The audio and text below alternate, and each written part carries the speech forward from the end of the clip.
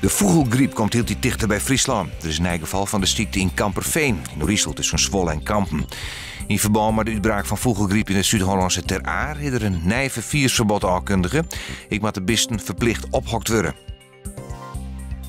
De boeien bij Jerbeem zak het volle meer als de 20 centimeter dat jij erop rekenen wie. En versnij onderzoek van Vermillion zak het de boeien maar 46 centimeter in 2050. Het bedrijf is in 2008 opgehouden met het winnen van gas uit het Harlinger gasveld. Sjoerd Hamburger zet een punt achter zijn internationale carrière.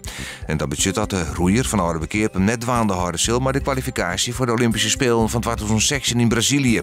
Hamburger die 2 keer mee aan de Spelen, die van 2008 in Peking en 2012 in Londen.